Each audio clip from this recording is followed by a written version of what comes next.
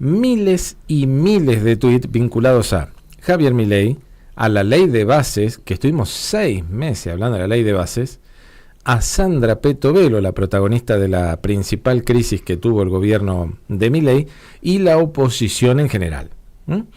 ¿Qué resultado tiene esto? Se lo vamos a preguntar a Nehuen Fariña, que es codirector de Analytics, es consultor, es politólogo y está con nosotros vía Zoom. Hola Nahuel, somos Silvia, Marcelo y Laureano. Nahuel le dije, ya lo bauticé. Sí. Nehuen, ¿cómo estás, amigo querido? Suele pasar mucho. Un gusto, Marcelo, Silvia. Hola. Un besote grandote a tu mamá. Azuni y yo la tengo ahí. Ella está siempre presente, así que le mando un abrazo grandote a través tuyo. Gracias. ¿Podemos concluir que Milei es el rey de las redes sociales? Todos hablamos de Milei. ¿Milei copó las redes? Sí, de hecho, un poco en el informe lo decimos. Nosotros en cuestión de un mes más o menos hemos recopilado más de 500.000 de contenidos.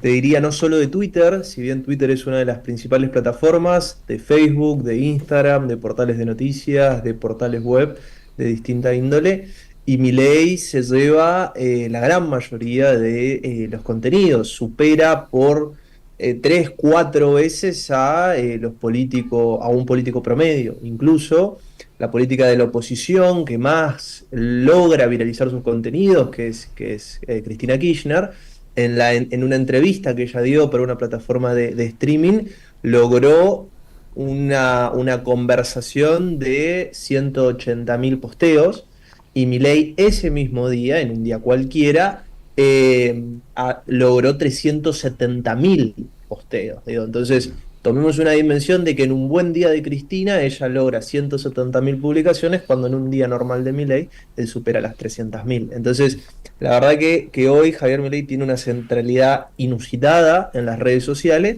que tiene un espejo no solo en Argentina, sino en muchas partes del mundo. Uno de los descubrimientos que tuvimos en el informe que hemos sacado desde Analytics es que 1 de cada 3 publicaciones sobre el presidente se dan fuera de Argentina, en Estados Unidos, en España, en Latinoamérica. Hoy Javier Milei es referencia de una derecha internacional que es muy heterogénea, pero que ve en Milei un referente por sus modos, por su agenda, por sus tonos, por distintas cuestiones. Y hablando específicamente de Milei, esta postura de disentir, de generar conflicto, ¿es la premisa para tener tanta presencia, tanta omnipotencia, se podría decir? Los libertarios, un poco una de las conclusiones del informe también, van desde el punto de vista que cuando confrontan les va mejor. De hecho, todo su sistema de memes, de sátira, su código dentro de la utilización de las redes sociales gira en torno a la confrontación. Casi les diría que la definición del liberalismo no se da tanto por la defensa de una agenda programática, sino por la resistencia a ciertas ideas, la resistencia a ciertas agendas, las agendas de género, por ejemplo. En el último mes, Javier Milei ha sido noticia dentro de Argentina y sobre todo dentro de las redes sociales, siempre por sus peleas, por el cierre del Ministerio de la Mujer, por despidos en los diferentes niveles de la administración pública, por su visita y sus declaraciones en la asunción de Bukele, por su viaje a España y su pelea con gran parte del gabinete de Sánchez en España. Entonces, Milei construye su narrativa, que se expresa mayoritariamente en redes sociales, utilizando como lógica la confrontación. Y esa definición contraidentitaria es un poco lo que sus gladiadores digitales, a mí me gusta decirle, llevan a la cancha, ¿sí? Siempre deslegitimando, siempre riéndose, siempre subestimando, si se quiere, en las discusiones, a el resto de el círculo político. Y no lo hacen, ¿sí? Y eso también cabe destacar, no lo hacen desde una posición de pretensión de verdad, no lo hacen con evidencia, lo hacen simplemente con la expresión ideológica de un propósito y de un pensamiento que es el de la línea de Javier Milei. Y son constantes. Digo, y creo que esa es otra característica. Están todo el tiempo. Es un trabajo. Están Digo, trabajando de esto. Esto es llamativo porque Sí. la oposición, todavía muy desarticulada, no tiene ni, les diría, el 10%, ¿sí?, de los fierros digitales que hoy tiene el liberalismo, ¿sí? Ujú. Y eso es algo que hay que prestar atención, sobre todo también pensando que el próximo año es un año electoral. Sí. Entonces, el ejército, digámosle, digital de Milei hoy tiene una preponderancia y la capacidad quirúrgica de intervenir, de conducir conversaciones, e incluso de imponer encuadres a la oposición que la oposición hoy no puede rebatir. Ujú. De hecho, en las búsquedas que nosotros hemos hecho en la oposición, Cristina fue la única dirigente con la capacidad de instalar un tema y de instalar una posición propia. Ujú. Luego, en la conversación de la burbuja opositora, siempre predominan periodistas, microinfluencers, ¿sí?, usuarios, pero no dirigencia política. Sí. ¿Sí? Hay un... Todos los dirigentes políticos que predominan Ujú. son los de La Libertad Avanza, que imponen encuadres Sí. a la oposición. De estos gladiadores, este ejército, ¿hay un ranking de quiénes son los más fuertes, quiénes son los que están ahí? Los generales de la batalla de Milei. Influenciadores. Sí, nosotros hemos identificado una lista más o menos de aproximadamente entre 20 y 30 cuentas, ¿sí?, que suelen intervenir en distintas conversaciones todo el tiempo. ¿Sí? No hay un ranking puntual de decir, bueno, este es el principal troll de Milei, ¿sí?, pero son cuentas que todos las conocemos porque en algún momento nos las hemos cruzado, ¿sí? El trumpista, el hombre gris, Pete, agarra la pala, traductor, Poirot, ¿sí?, el famoso Gordodán, son todos usuarios de Twitter identificados con La Libertad Avanza, ninguno con nombre y apellido, ¿sí? Son todas, si se quiere, personajes digitales concebidos con la exclusiva función de difuminar o difundir ideas relativas a Javier Milei, ¿sí? Entonces, la construcción de estas cuentas lleva mucho tiempo, ¿sí? No es algo de 1, 2 o 3 meses, lleva 2, 3 años. Entonces, la permeabilidad que tienen hoy en un sector no menor de la sociedad y la capacidad que tienen para instalar temas en la agenda digital, hoy es abrumadora comparándola con las capacidades que tiene la oposición. Entonces, esto yo de vuelta siempre lo digo pensando en las elecciones del año que viene, pensando que el liberalismo es un partido o es un movimiento que se ha concebido desde las redes sociales, y desde allí se proyectó a la presidencia de un país, que no es para nada menor. Es algo a tener en cuenta pensando en el escenario electoral que viene. Siempre supimos que detrás de Macri estaba Durán Barba, que detrás de Cristina podía haber un par bastante conocidos. Detrás de Milei, de la comunicación, de este esquema, porque esto no es casualidad, no es que de repente un grupo se juntó para decir defendamos al presidente. Detrás, ¿quién es el ideólogo de toda esta comunicación? Bueno, hay una estructura muy grande que provee hoy servicios a la presidencia de Javier Milei. Muchas veces pensamos que estas estructuras se mantienen desde afuera, pero se mantienen con dinero del Estado. Y allí hay una suerte de, digámosle, ejército digital a cargo de quien hoy lidera la comunicación presidencial, que es Santiago Caputo.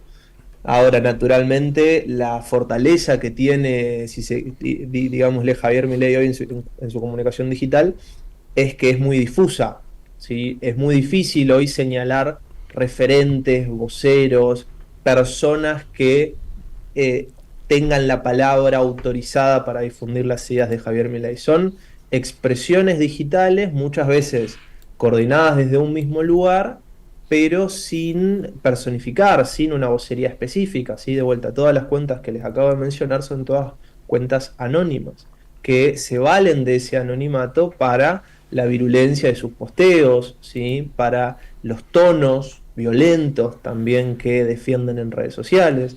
Entonces, un poco es digámosle, un ejército coordinado, ¿sí? Por un gran sistema de comunicación que sale desde presidencia y que interviene todo el tiempo con posicionamientos constantes con diferentes temas de la coyuntura, ¿sí? Y esa es un poco la ventaja o el punto fuerte. Están todo el tiempo opinando sobre distintos temas, incluso más de un tema al mismo tiempo. ¿Sí? Vinculado... Nosotros, sí, te escucho. No, nosotros incluso cuando terminamos de procesar el informe de la ley bases, nos quedó viejo, por así decirlo. ¿Sí? Nosotros cerramos el estudio el viernes, lo publicamos el lunes, y en esos 3 días que procesamos y analizamos la información, ya la agenda cambió diametralmente por la corrida del dólar. Entonces, hoy los temas en Argentina tienen una duración de menos de 2 días, los temas de agenda. La verdad es un ritmo frenético, y el liberalismo con su ejército digital son los únicos que están todo el tiempo plantando bandera con posiciones muy, muy fuertes de todos los temas de coyuntura. Uh-huh. Bueno, justamente a eso iba a preguntarte acerca de la percepción de la audiencia. Decías que quedó viejo algunos de los temas, la ley bases, pero ¿cómo están en el ranking y cuál es la postura positiva o negativa con respecto a Javier Milei, a la oposición, a Karina Milei, que tiene, gran presencia en este gobierno, y a Sandra Petovelo? La ley bases y la figura del presidente Milei, que fueron los 2 términos que más menciones acumularon cada uno, más de 200.000 términos cada uno. La verdad que en la primera votación del Senado acumularon un 50% de contenidos positivos, ¿sí? Esto quiere decir que cada una de 2 publicaciones que estaban en redes durante la votación del Senado, la segunda semana de junio, eran positivas. Ahora bien, uno recuerda en la votación del Senado los disturbios en el Congreso y la presencia de movimientos de izquierda y todo lo que eso conllevó, después los presos políticos, pero la positividad que tuvo Milei en torno a esa votación fue muy alta, producto de que la confrontación, como comentábamos hace un rato, era muy explícita. Había un enemigo que el gobierno estaba enfrentando en su construcción de casta. En la votación de diputados, con un enemigo más difuso, ¿sí? Porque no había una consolidación de oposición, allí el gobierno intenta confrontar con lo que nosotros identificamos en esa segunda votación de diputados como los diputados kirchneristas, ¿sí? Que utiliza el gobierno, atribuyéndole a los diputados del Frente Unión por la Patria la utilización de los carteles del Chico de Corrientes, loan la desaparición, una utilización, ¿sí?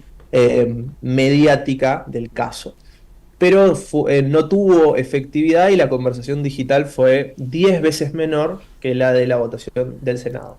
Ahora bien, cuando no hay una oposición presente con un evento de coyuntura como la confrontación en el Senado, los números de negatividad de Milei suben. Es decir, en la votación de diputados, ya con una ley casi aprobada, los números se invirtieron. Ahora 1 de cada 2 menciones del presidente y de la ley base fueron negativos.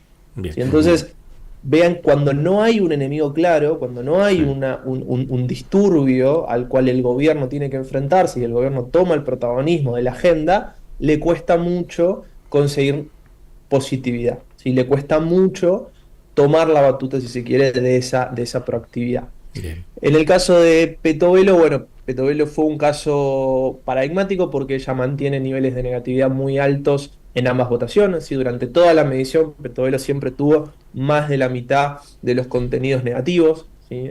Es una negatividad que está muy, muy, muy presente. Y Karina Milei sorpresivamente tiene niveles muy altos de positividad en todas las menciones que la rodean, ¿sí? Pero con volúmenes muy, muy, muy chicos en comparación a lo que son los volúmenes de Milei o de Petovelo o de la ley base, ¿sí? Sin embargo, ahí hay algo para seguir explorando más en profundidad en las próximas semanas. Nehuen, te agradecemos muchísimo este tiempo que nos has dado. Me parece que vamos a volver a hablar porque 2025 la campaña no va a ser a la vieja usanza, de los afiches, de los muros, nada, eso queda en la historia.